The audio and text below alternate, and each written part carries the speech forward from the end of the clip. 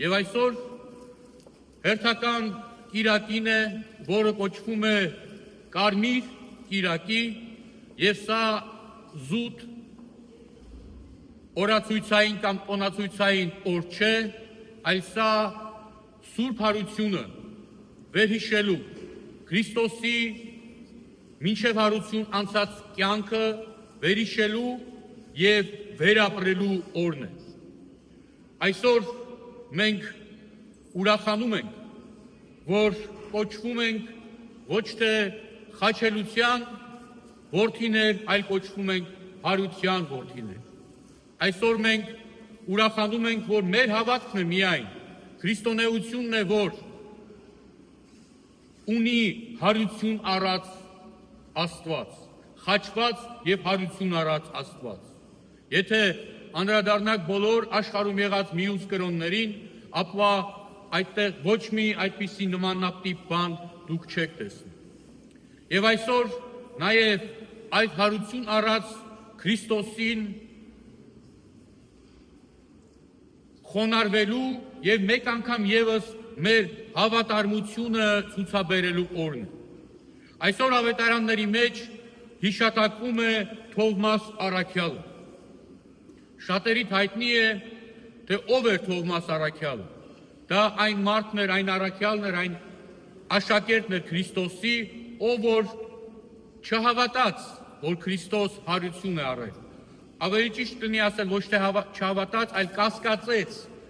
Քրիստոսի հարության մեջ եւ ասաց, թե եթե չդիպչեմ, չեմ հավատա։ Եվ Քրիստոս նրա վրա չջղայնացավ, նրան չսաստեց,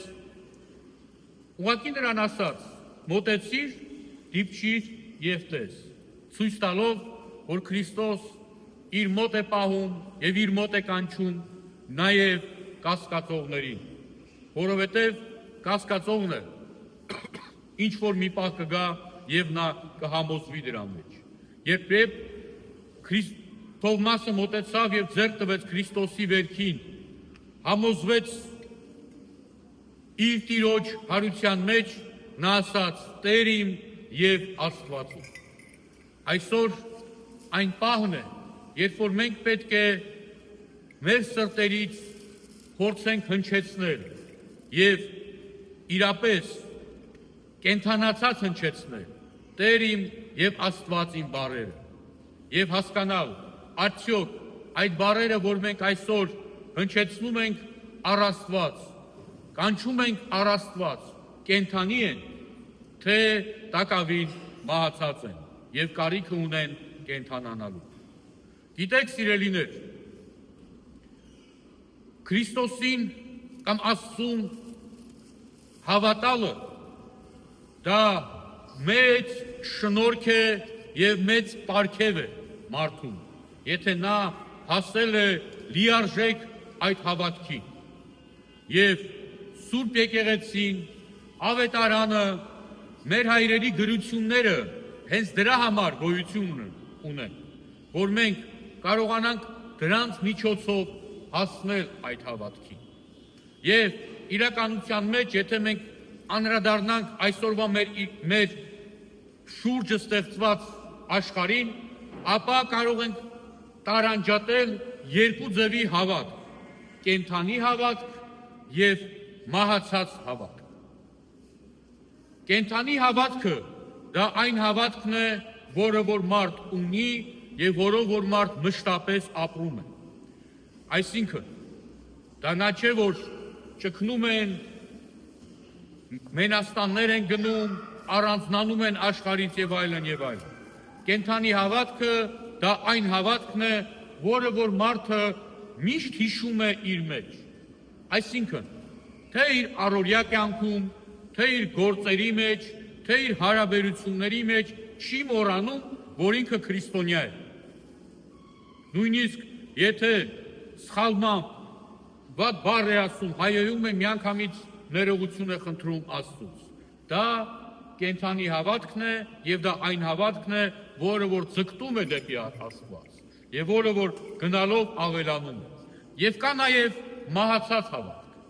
Մահացած հավատքը դա այն հավատքն է, որը որ մարդու մեջ կա, բայց ոչ մի բան չի անում։ Մարդը քրիստոնյա է, մկրտվել է, մեծ տոներին երբեմն գնում է եկեղեցի, որ ծաղկազարդի ճյուղեր վերցնի, զատիկին հավգիթները օրհնի, չգիտեմ, վերափոխմանը օրհնված խաղող տուն տանի եւ այլն եւ այլն։ Բայց դրանից հեռու նրա հավատքը չի գնում։ Նա ապրում է ուղղակի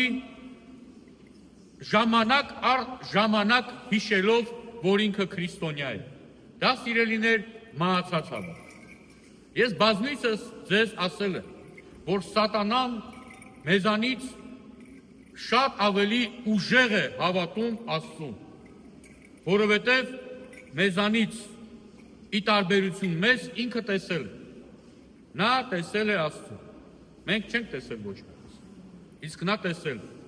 Բայց ինչու է նա սատանա, որովհետև նրա գործերը ոչ մի ձևով չեն համապատասխանում Աստծո գործերին։ Չկան աստվածային ծրագրի մեջ նրա գործերը։ Հետևաբար նա այո, տեսել է, հավատում է, բայց նա թշնամացել է Աստծո։ Եվ մահացած հավատ ունեցողները վտանգի տակ են, որ իրենք էլ մի օր կթշնամանան Աստծո հետ։ Որովհետև երբ որ մարդ իր առօրյայի մեջ, իր դժվարությունների մեջ եւ հաջողությունների մեջ չի հիշում, որ այդ ամեն ինչի ինքը պարտավոր է Աստծուն, նա մի օր կարող է մոռանալ նույնիսկ իր Աստծո մասին եւ դժվարությունների ժամանակ կամ հաջողությունների ժամանակ ասել, որ սա որևէ կապ չունի Աստծո հետ։ Սա իմ շնորհքն էր, ես եմ այս ամեն ինչին հասել։ Դժվարություններն են, որովհետև Աստված ինձ չի սիրում, ինքը ինձանից երես է թեքել, ես էլ նրանից երես թեքեմ։ Հաջողություններ ունեմ, ես եմ տանջվել, ես եմ չարչարվել, ես եմ հասել իմ հաջողություններին։ Աստված սրա հետ որևէ կապ չունի։ Եվ այդպիսով մարդը դառնում է մի ժամանակավոր արարած, որը ծնվել է ինչ-որ մի օր եւ մի օր էլ մահանալու։ Ինչպես ներողություն մոլախոտը, որը որ ոչ մեկի պետք չի գա բացի իրենից։ Նա դուրս է գալի հողից, ծծում է հողի մեջ եղած բարիքները, խոնավությունը եւ հետո էլ կամ դառնում է ինչ-որ որոշ չափով օգտակար, այսինքն անասունների համար կեր, կամ էլ այդ էլ չի դառնում, վառվում եւ գնում է, եւ նրա մասին ոչ մեկ չի հիշում։ Հետևաբար սիրելիներ, այսօր հիշելով Կարմիր կիրակին, հիշելով Թովմաս Առաքյալի պահվածքը, արարքը, նրա կասկածները, մենք պետք է ինքներս մեզ հարցնենք, որովհետև դա շատ հարազատ հարց է մեզ։ Մենք էլ շատ անգամ մեզ ենք տվել այդ հարցը։ Արդյոք մենք պետք է տեսնենք Աստծուն, որ հավատանք,